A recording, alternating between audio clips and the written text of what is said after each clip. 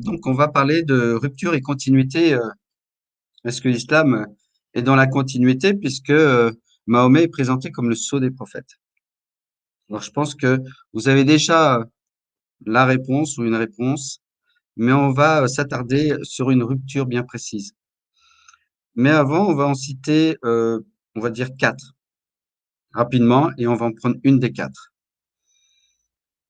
Euh, mais avant, un petit mot sur par rapport à la mission, savoir que tout ce qui est dit là maintenant, c'est en vue de la mission. Voilà, c'est pour annoncer le Christ aux personnes qui sont dans l'islam aujourd'hui et afin de leur faire découvrir le Christ. On ne parle pas de l'islam pour parler de l'islam. Et bien sûr, il faut parler avant tout de Jésus. Il faut donner les raisons de suivre le Christ. Mais si on parle à une personne musulmane, elle va nous mettre sur son terrain, sur le terrain de, évidemment, sur ce qu'il croit, ce qui est bien normal. Et donc, on va essayer de lui répondre avec beaucoup de charité, mais beaucoup de vérité. Il n'y a pas de charité sans vérité, hein, c'est le psaume qui le dit, amour et vérité se rencontrent.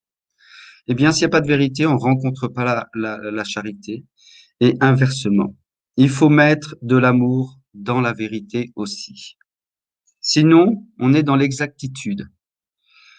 Et je vais prendre simplement, pour commencer, ce que nous dit Saint Paul, ou ce que dit Saint Paul à Tite, mais il le dit pour tous, mais surtout pour les responsables de communauté. Voilà ce qu'il dit. Il faut en effet, donc la première lettre à Tite, il faut en effet que le responsable de communauté soit sans reproche, puisqu'il est l'intendant de Dieu. Il ne doit être ni arrogant, ni coléreux, ni buveur, ni brutal, ni avide de profit malhonnête. Mais il doit être accueillant, ami du bien, raisonnable, juste, saint et maître de lui. Il doit être attaché à la parole digne de foi, celle qui est conforme à la doctrine pour être capable d'exhorter en donnant un enseignement solide et aussi de réfuter les opposants. Et donc, Saint Paul nous dit bien qu'il faut être accueillant, faut pas être brutal, faut pas être coléreux, mais en même temps, il faut savoir réfuter. Et il parle bien d'opposants. Il y a une opposition. Car il y a beaucoup de réfractaires, des gens au discours inconsistant, des marchands d'illusions, surtout parmi ceux qui viennent du judaïsme. On peut faire le parallèle par rapport à ceux qui viennent de l'islam. Et puis, des marchands d'illusions. L'islam propose un salut, propose un paradis qu'il ne peut pas donner. Et puis, Saint Paul est très fort.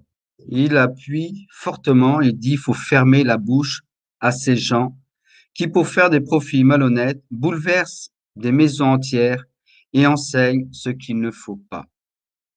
Eh bien voilà, c'est pour ça qu'il nous faut donner une réponse chrétienne, pas simplement parce que ça peut nous faire plaisir d'avoir raison. On n'est pas là pour avoir raison, mais on est là pour donner celui qui est l'amour. Et plus que ça, on va donner la source de l'amour, c'est-à-dire que la personne pourra elle aussi trouver le vrai Dieu si elle rencontre le Christ. Et l'alpha et l'oméga de la mission, ça sera toujours inviter la personne à rencontrer le Christ. Donc on va lui parler de beaucoup de choses, de sa relation à Dieu, quelle est-elle, comment il fait pour aller au paradis, mais aussi on va montrer, pour montrer que l'islam ne donne pas cela, et bien que, eh bien parce que c'est toujours le sceau des prophètes, voilà, c'est le dernier prophète, donc il a raison. Mais déjà, c'est pas le dernier, parce qu'après il y en a d'autres, hein, comme chez les Mormons, hein, ils ont un prophète, et puis les témoins de Jéhovah, etc. Donc le dernier n'a pas toujours raison. Et donc il faut répondre à cela. Et on va montrer que l'islam n'est pas du tout une continuité, et puis c'est plutôt une rupture, mais avec plusieurs ruptures. La première, c'est celle avec Abraham, ou plutôt le sacrifice du fils d'Abraham, qui est dans la tradition biblique et puis historiquement dans la Bible, Isaac. La tradition islamique a pris Ismaël.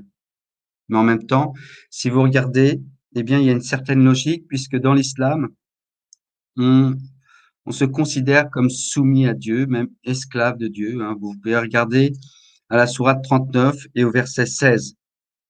Dieu est le Maître tout-puissant et vous êtes mes esclaves, obéissez-moi donc.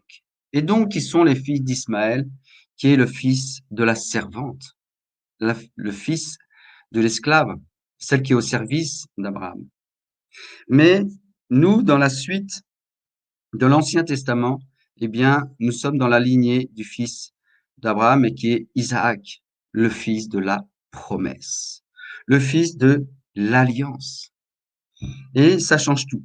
Voilà, et vous pourrez regarder dans, je vous dis pas la référence parce que je la connais pas, mais dans Galates, l'épître aux Galates de saint Paul, qui compare justement, eh bien, le fils Ismaël, le fils de l'esclave, et le fils de la promesse, Sarah, qui est la mère, la femme et la mère, l'épouse légitime.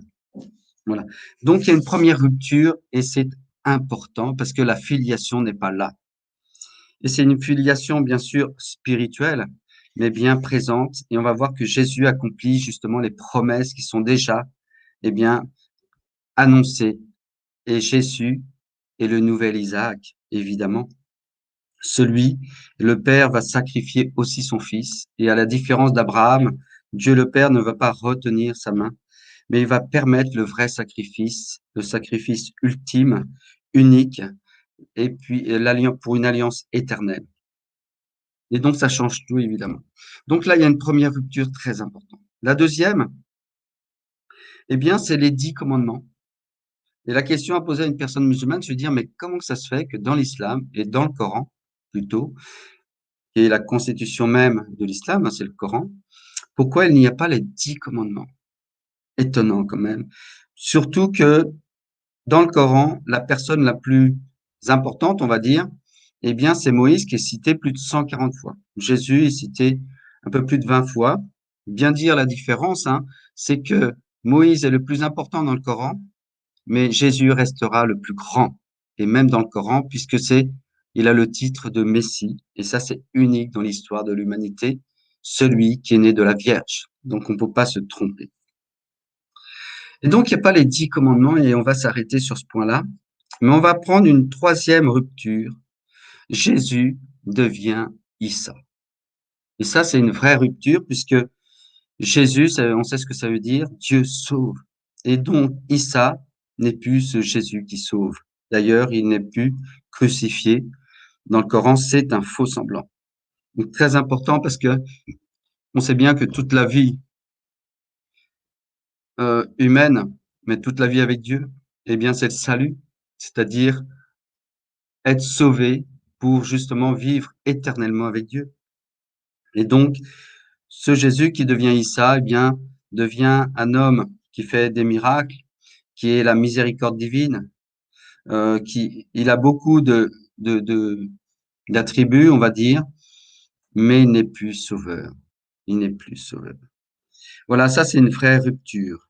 Et puis une autre, eh bien, c'est la vie de Mahomet, qui est considéré comme c'est un messager, entre guillemets prophète, mais beaucoup plus messager. Mais on voit bien qu'il rentre pas dans la tradition prophétique, simplement par sa vie qui n'est pas vertueuse. Donc, on va revenir sur les 10 commandements. Et donc, les 10 commandements, c'est très simple. Alors, je prends une anti-sèche parce que c'est bien voilà, de prendre des versets du Coran. Je ne les connais pas tous par cœur, mais pour être objectif. On n'est pas là pour être dans l'ordre de l'opinion, dire, ah bah oui, mais dans l'islam, il n'y a pas les 10 commandements, donc ça va pas, etc. Non, il n'y a pas les 10 commandements, mais il faut l'illustrer à travers des versets du Coran. Et on va voir que, en fin de compte, c'est bien l'inverse des 10 commandements dans le Coran, mais c'est plutôt la transgression des 10 commandements. Nous allons les prendre un par un. Le premier, tu aimeras le Seigneur ton Dieu et tu le serviras. Toute personne musulmane est d'accord pour cela. Et pourtant, on voit que dans le Coran aussi, hein, le messager se situe comme un homme ordinaire. je ne suis qu'un mortel semblable à vous. Sourate 18, verset 110. Et pourtant, Mahomet est quelque part l'égal de Dieu. Pourquoi? Parce qu'il faut obéir à Allah et à son messager de la même manière. L'obéissance qu'on doit au messager est la même, c'est-à-dire qu'on doit lui obéir comme si c'était Dieu. Ça, si c'est pas une association, je ne sais pas comment on peut l'appeler autrement.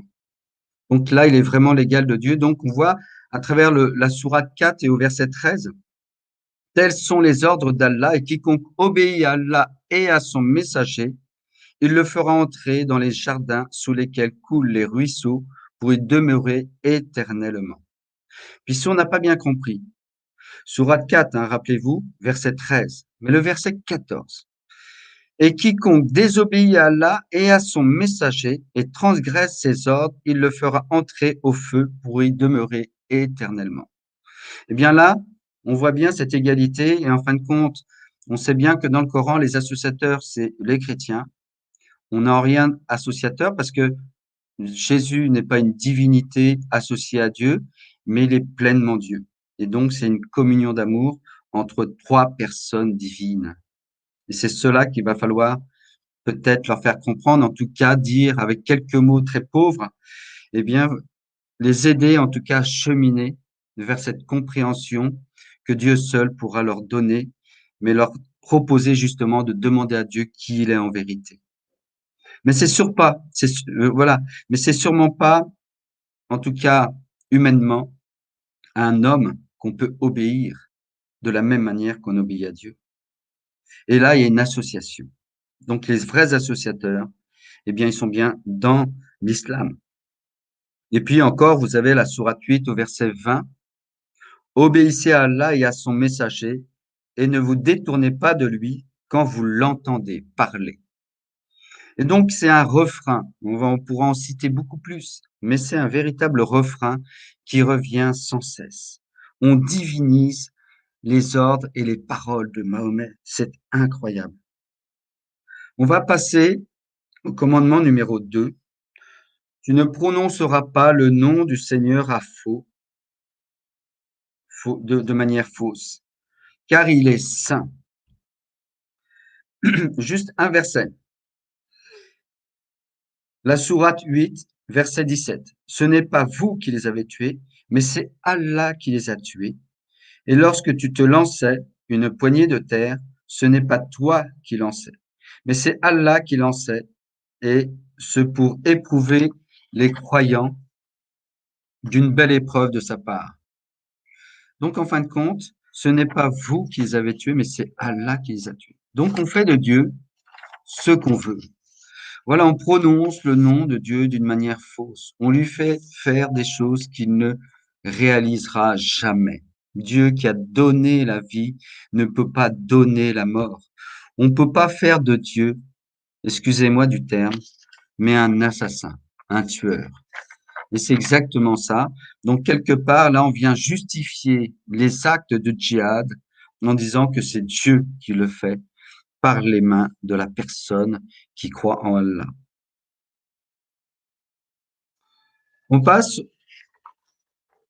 au numéro 3, le commandement numéro 3, respecter le jour du Seigneur. On sait que dans l'islam, le jour qui est réservé, c'est le vendredi. Mais c'est intéressant de voir, pas c'est intéressant, mais en fin de compte, qu'il n'y a ni signification, ni raison première. Par exemple, si dans le judaïsme, on prend le samedi parce que justement, on vient récapituler toute la création et c'est le jour où Dieu se repose, donc on vient sanctifier toute la création à travers ce jour de fête et de repos, à la suite de ce qui nous a été donné dans la Genèse. Le chrétien va prendre le dimanche. Et le dimanche, eh bien, n'est pas en contradiction avec le samedi. Parce que le dimanche, eh bien, si le samedi, c'est justement pour célébrer la création, eh bien, le dimanche, c'est pour célébrer la rédemption. On sait bien que le péché originel est venu blesser cette création. Eh bien, il nous a fallu, il nous a fallu. On devait, mais on pouvait pas. Eh bien, Dieu lui-même vient réparer cette création. Et plus que cela, il vient la sanctifier d'une manière beaucoup plus grande, puisque on n'est plus simplement créature de Dieu, mais on devient enfant de Dieu et sauvé par la grâce. Eh bien, voilà, il n'y a pas de contradiction entre le samedi et le dimanche. Le dimanche devient se présente comme une continuité du samedi, alors que le vendredi vient complètement en contradiction. Et on sait bien combien le vendredi pour nous est un jour important, puisque c'est l'acte rédempteur qui va s'accomplir complètement par la résurrection le dimanche. Donc, voilà, il y a une contradiction. On n'est pas dans la continuité. Quatrième commandement, honore ton père et ta mère. Eh bien, oui, mais ça a des limites dans l'islam, puisque il y a un hadith de Bukhari qui dit que celui qui quitte l'islam, tuez-le. Donc, si c'est ses parents, c'est la même chose. C'est-à-dire que, eh bien, on va pas honorer ses parents de la même manière, et puis on va les honorer que s'ils restent évidemment bien dans l'islam et qu'ils n'en sortent pas. Mais imaginez un père qui veut devenir chrétien et être baptisé, il ne sera plus honoré du tout. Dans la vie chrétienne, eh bien, on vient respecter nos parents, quoi qu'ils disent et quoi qu'ils décident pour eux-mêmes. On vient pas s'ingérer dans leur vie privée, mais on continue de les aimer. Peut-être des fois tristement si la route n'est pas bonne, mais on va continuer à les aimer, à les honorer. Bien pas dans l'islam, pas du tout. Et d'ailleurs, vous avez quelques versets. Alors, je vous cite le hadith de Bukhari. Ceux qui quittent l'islam, tuez-le. Eh bien, c'est hadith, c'est le volume 9, livre 84, numéro 57. La sourate 2 et verset 194. Soyez hostiles envers quiconque vous est hostile, dans la mesure où il vous est hostile. Eh bien, on peut imaginer un père ou une mère qui veut devenir chrétien. Eh bien, pour eux, ça sera pour l'islam. Pour celui qui est dans l'islam, ça sera de l'hostilité. Et puis, sourate 60, verset 4. Entre vous et nous, l'inimitié et la haine à jamais déclarée jusqu'à ce que vous croyez en Allah seul. Faut pas, en fin de compte, si vous voyez, c'est la Ummah qui gouverne, eh bien, dans ces cas-là, eh bien, il n'y a pas la possibilité d'en sortir, et même les enfants, eh bien, auront le droit de corriger leurs parents s'ils sortent du chemin d'Allah. Cinquième commandement, tu ne tueras pas. Et je pense que là, on connaît tous à peu près, en tout cas, si on ne le connaît pas, c'est le moment de le connaître, mais un verset qui est très connu, évidemment, c'est le verset du sabre. Dans la sourate 9, qui est la sourate du djihad, particulièrement. Pas la seule, mais particulièrement. Celle qui est reconnue comme avoir été écrite en dernier. Après que les mois sacrés expirent, tuez les associateurs ou les infidèles, où que vous les trouviez, capturez-les, assiégez-les, guettez-les dans toute embuscade. Voilà. Donc, on a le droit de tuer si la personne n'est pas dans l'islam. Alors que, en tant que chrétien, et puis même dans le judaïsme, on ne se permet pas de tuer celui qui ne nous ressemble pas. Mais dans l'islam, c'est permis et au contraire, c'est encouragé. Donc, on peut citer d'autres versets, bien sûr, parce que c'est récurrent, comme on dit aujourd'hui. C'est-à-dire qu'il y a une multitude de versets qui appellent au djihad et à tuer les infidèles. On va en citer quelques-uns, mais pas trop quand même. Mais c'est important de le savoir pour bien voir que ça fait pas exception dans le Coran, que c'est pas un verset parmi une multitude. Non, mais c'est beaucoup de versets. C'est aussi un refrain qui nous est donné. Il y a plusieurs refrains dans le Coran afin de marteler, eh bien, une croyance qui va pas dans le sens, en fin de compte, de Dieu, parce que Dieu peut pas demander de tuer. Sourate 8, verset 39. Et combattez-les jusqu'à ce que subsiste plus l'association et que la religion soit entièrement Allah. Vous voyez, il faut tuer jusqu'à la fin des temps. Des chrétiens, des associateurs, il y en aura toujours. On nous parle souvent du contexte. Le contexte, il change pas. On dit oui, c'est une histoire de contexte. Et puis, c'est défensif.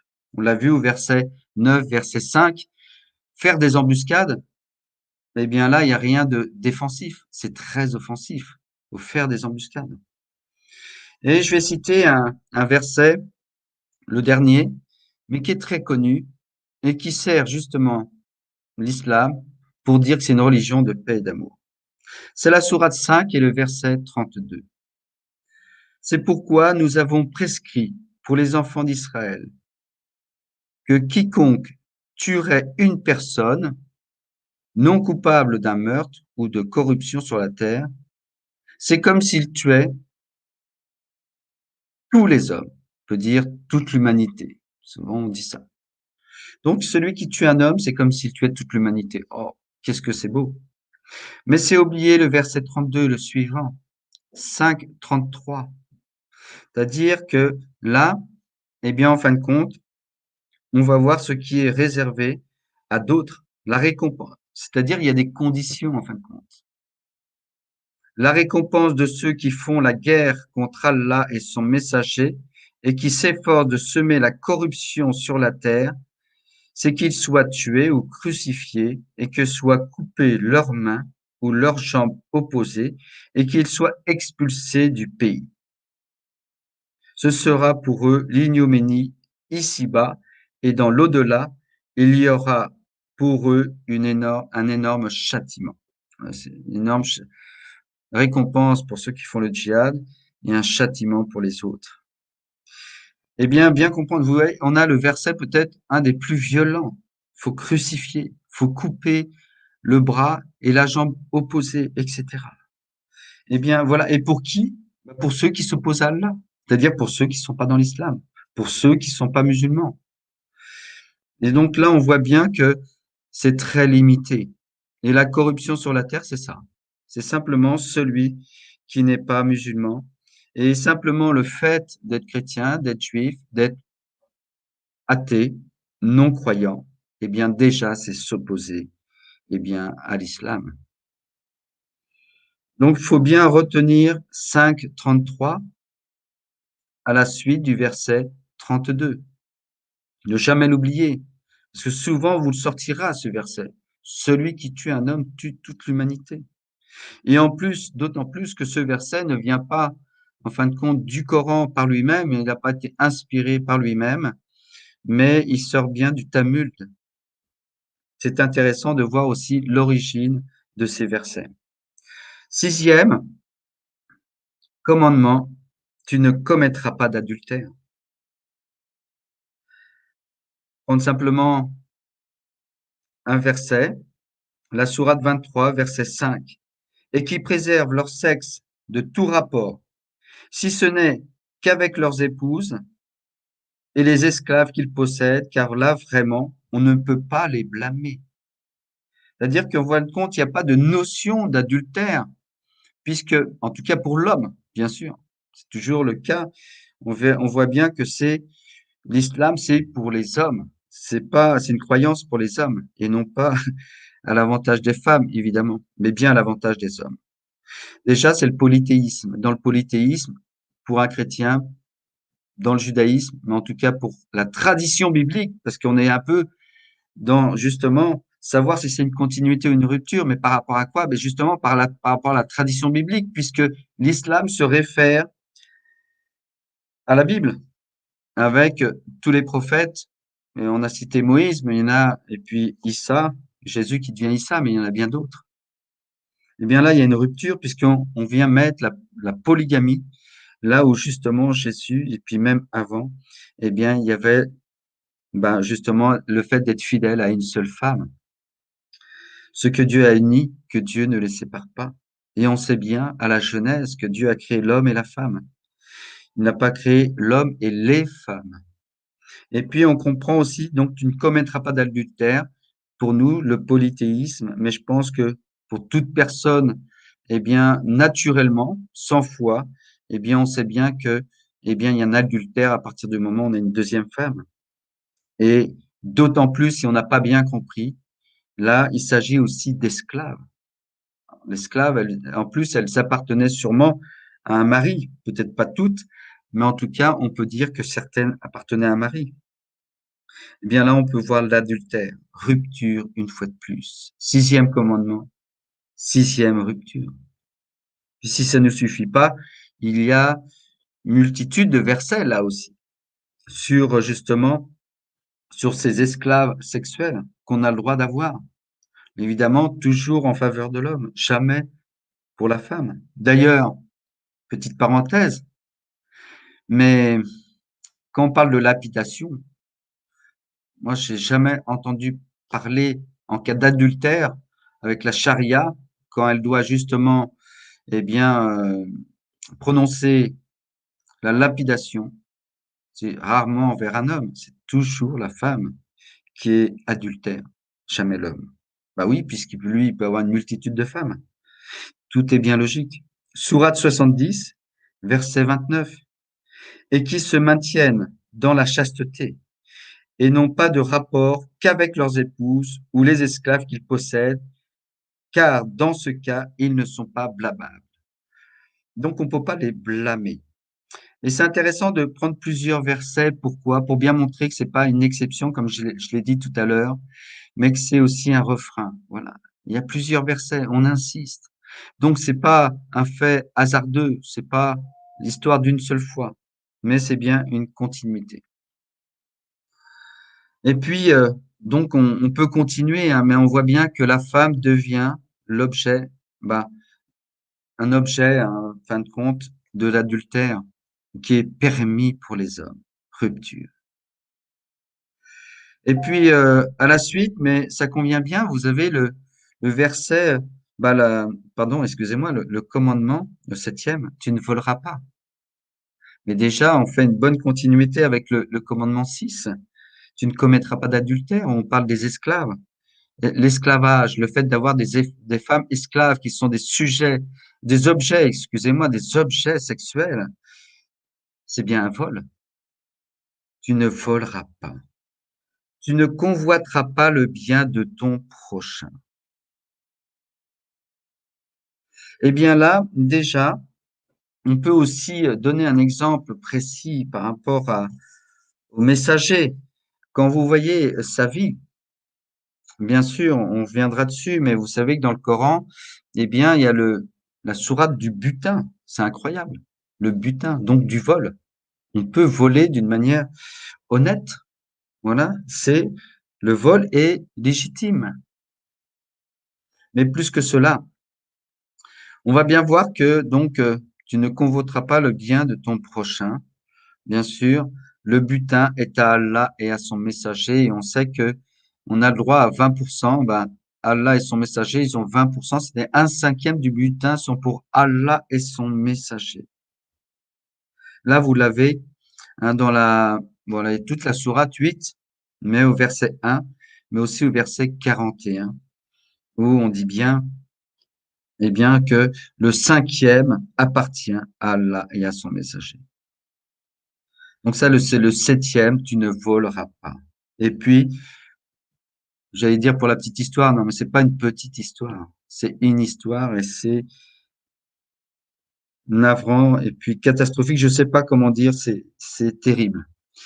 Voilà, mais c'est simplement, vous savez, vous avez comment le fils adoptif de Mahomet. Je pense que peut-être quelques personnes pensent à cela, mais effectivement, il a un fils adoptif et Mahomet, eh bien, il va être séduit par la femme de son fils adoptif et il va la prendre comme femme. Donc là, si on parle pas d'adultère, je vois pas. Alors, il va l'obliger à répudier sa femme, bien sûr, mais ce qui est dingue, bah, ce qui est fou dans cette histoire, c'est que Dieu lui donne raison. Allah, on va pas dire Dieu, mais c'est le Allah de l'islam, le Dieu de l'islam, eh bien, donne raison, eh bien, au messager. C'est Sourate 33, verset 37. Zaïd est spécifiquement mentionné. Ô Mahomet, tu as dit un jour à cet homme envers lequel Dieu a été plein de bonté et qu'il a comblé de ses faveurs, garde ta femme et crains Dieu. Et tu cachais dans ton cœur ce que Dieu devait bientôt mettre au grand jour. Il était cependant plus juste de craindre Dieu, Mais lorsque Zaïd prit un parti et résolut de répudier sa femme, nous te l'unîmes par mariage afin que ce ne soit pas pour les croyants un crime d'épouser les femmes de leurs fils adoptifs après leur répudiation. Le précepte divin doit avoir son exécution. Principe divin. Vous voyez, encore là, ça rejoint un peu, en fin de compte, le commandement numéro 2, où on disait simplement, tu ne porteras pas un faux témoignage sur Dieu, mais voilà, Dieu permet, eh bien, l'adultère et un mariage, eh bien, avec sa belle-fille. Voilà. Donc là, on fait parler Dieu. On peut, avec un peu de recul, se rendre compte qu'en fin de compte, que c'est pas l'homme qui est au service de Dieu, mais dans l'islam, c'est Allah qui est au service des hommes, de leurs pulsions. Quand je dis homme, c'est avec un petit H, bien sûr. Au service de l'homme, de leurs pulsions sexuelles, qui permet les concubines, les esclaves, avoir plusieurs épouses et aller jusqu'à avoir la belle-fille, épouser la belle-fille. Voilà. On vient rendre cela légitime. Et donc après, tu ne voleras pas, évidemment, il y a toute l'histoire du butin. Donc, je vous en remets ben, je fais référence simplement à la sourate 8, où vous pouvez aller puiser et voir tout ce qui concerne à travers le butin, eh bien, ce que Dieu permet. Eh bien, pour nous, chrétiens, non, on suit les 10 commandements et tu ne voleras pas. Eh bien, c'est aussi pour toute personne. C'est pas entre chrétiens, c'est pour toute personne que l'on doit être honnête.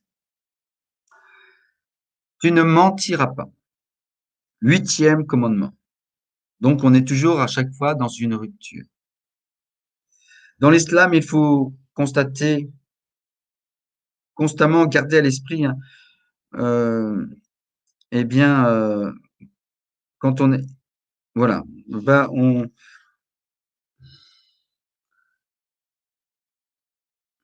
qu'on est dans une rupture, mais en fin de compte, on verra peut-être à la fin comme conclusion, mais qu'on est dans un antichristianisme, puisque à la fin, eh bien, on vient montrer que Jésus n'est pas le Fils de Dieu.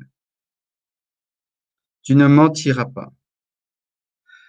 Le prophète dit par Allah, donc c'est un hadith de Boukhari au volume 7 et au livre 67, hadith 427. Important les références.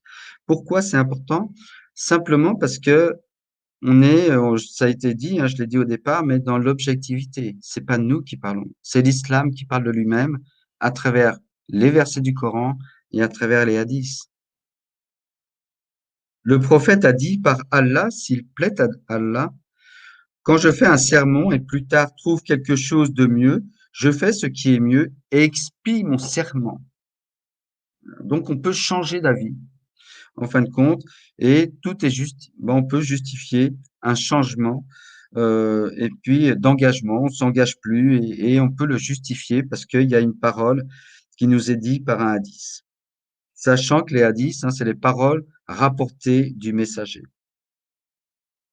Il y a une sourate aussi, un verset, sourate 3, verset 28, que les croyants ne prennent pas pour allier des infidèles au lieu des croyants. Quiconque le fait contredit la religion d'Allah. Donc vous savez, hein, l'inimitié entre vous et nous, entre l'islam, les musulmans, l'Aouma et les infidèles, l'inimitié. Par contre, quiconque le fait contredit la religion d'Allah, le fait d'avoir une amitié, à moins que vous ne cherchiez à vous protéger d'eux. Donc voilà, on peut avoir une amitié, mais pour une raison qui est de se protéger. Et on le voit bien, partout où l'islam est, s'il est en minorité, évidemment, eh bien, il va se conformer, on peut dire, entre guillemets, apparemment, eh bien, aux lois de la République. On va se conformer à un tas de choses qui ne correspondent pas à l'islam, mais on le fait parce qu'on est en minorité. Voilà. Donc, on se permet la tromperie. On parle de la tequilla souvent. eh bien, on peut tromper celui avec qui on est. Voilà. Si je suis avec un croyant, bah, je suis en amitié avec lui parce que ça m'arrange. Voilà. Après, attention, je parle de l'islam. Je parle pas des personnes musulmanes.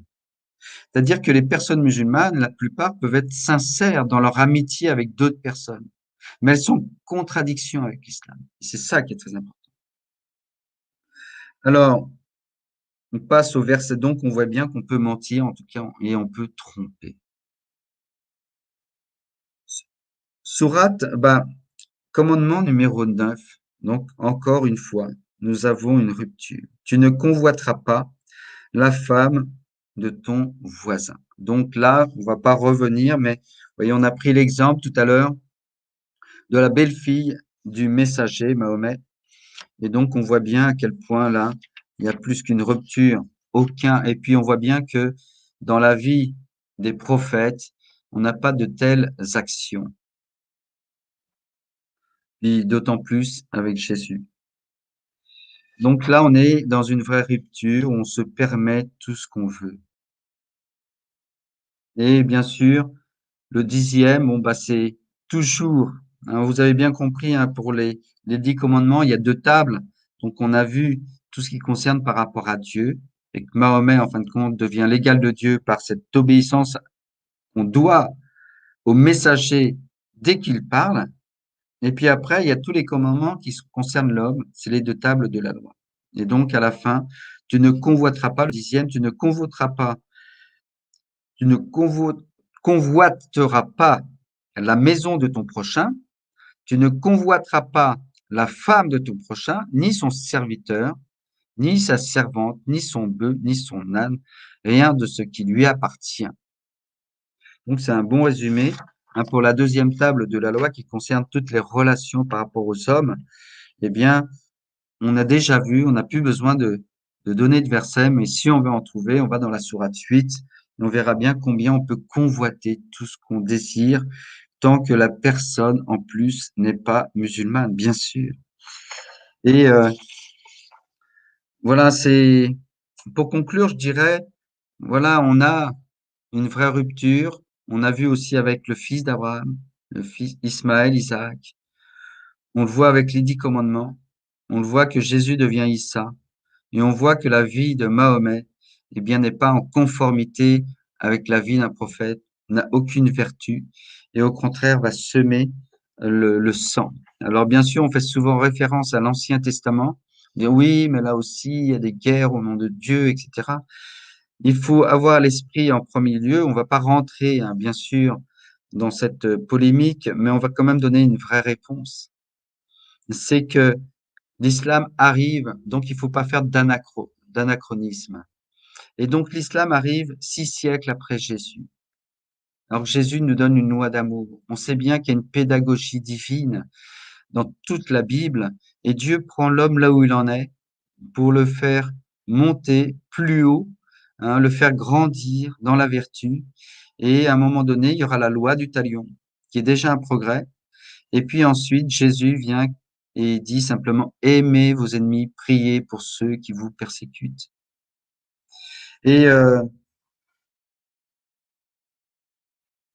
eh bien, l'islam qui arrive 6 siècles après vient balayer tout ça.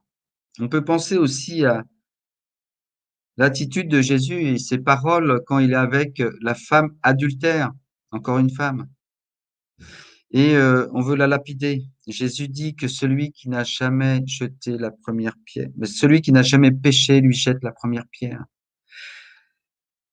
La puissance de Jésus, l'autorité de sa parole a suffi pour qu'on parle plus d'adultère, bah, qu'on parle plus de lapidation après. Évidemment, l'islam revient 6 siècles après, nous remet la lapidation comme une pratique. Ça, c'est une vraie rupture. Et je cherchais, j'essaie de le trouver, mais ah oui, je vais vous citer simplement, voilà, voilà ce que nous dit Jésus, pour montrer que, bah après, on sait bien que Jésus va pas, et c'est ça la continuité qui est entre le judaïsme et le christianisme, c'est-à-dire entre l'Ancien Testament et le Nouveau Testament, par rapport à ces 10 commandements, plus particulièrement, Jésus en parle. Eh bien, il va simplement dire, aimer Dieu de tout son cœur, de tout son être, et aimer son prochain comme soi-même, et là, vous vivez tous les commandements. Bien, il va résumer, et cette belle façon de résumer, c'est en fin de compte mettre, au lieu de la loi, au lieu d'avoir l'amour de la loi et de faire les choses comme ils nous sont dites, eh bien, Jésus nous dit, eh bien, votre loi, c'est l'amour. On inverse. Et c'est important, ces 10 commandements, parce que justement, dans l'islam, comment ça se fait qu'il n'y a pas les 10 commandements? C'est une vraie question parce que l'islam, justement, se situe dans l'amour de la loi. C'est la loi avant tout.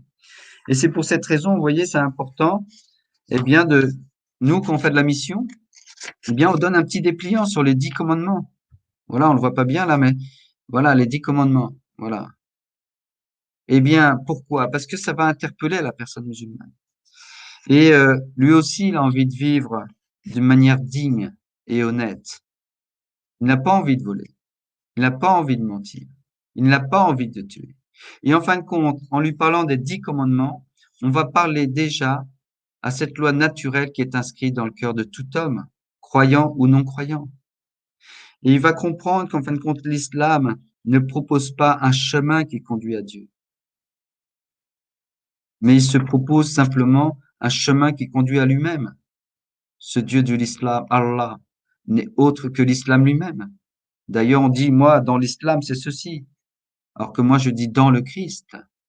On l'a vu tout à l'heure à travers le témoignage qui nous a été donné de Myriam, c'est-à-dire que le centre, c'est une personne divine, c'est Dieu lui-même, et c'est Jésus le chemin, mais plus que le chemin.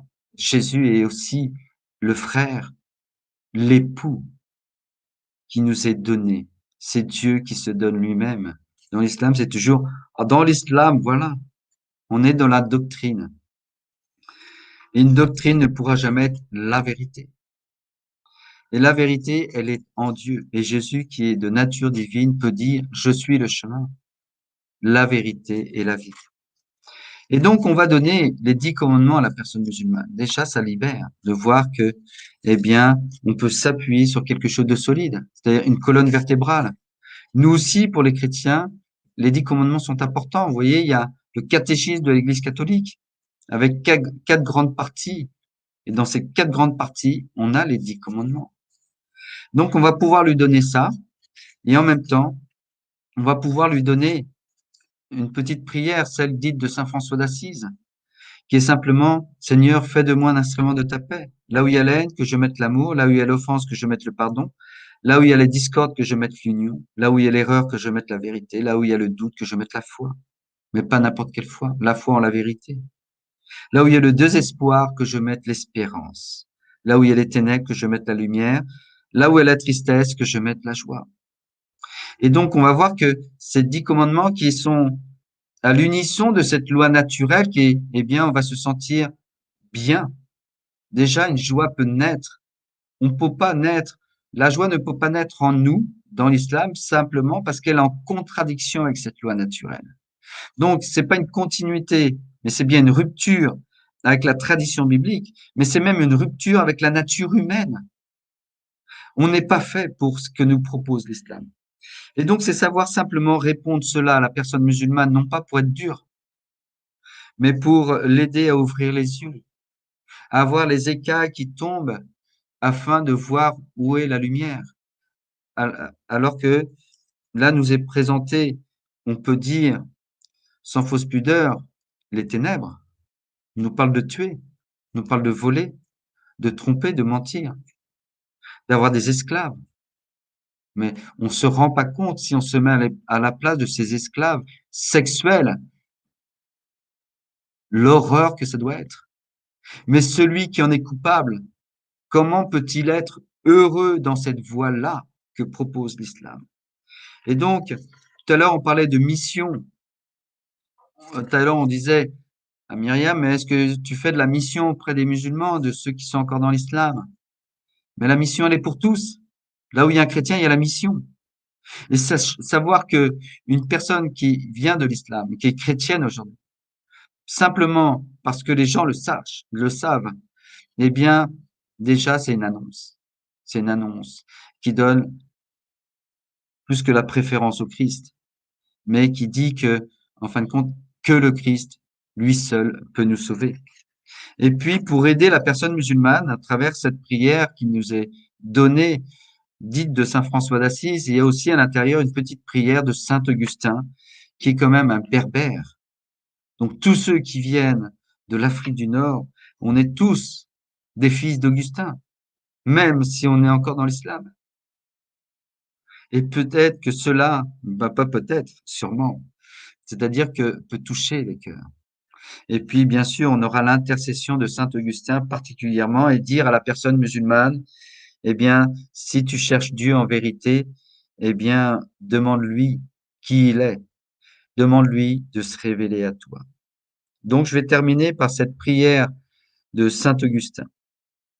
C'est ce qui est, en fin de compte, l'aboutissement de l'annonce qu'on veut faire à toute personne musulmane, qui est de l'aider à rencontrer Dieu en vérité. Un Dieu qui est vivant, qui veut se donner.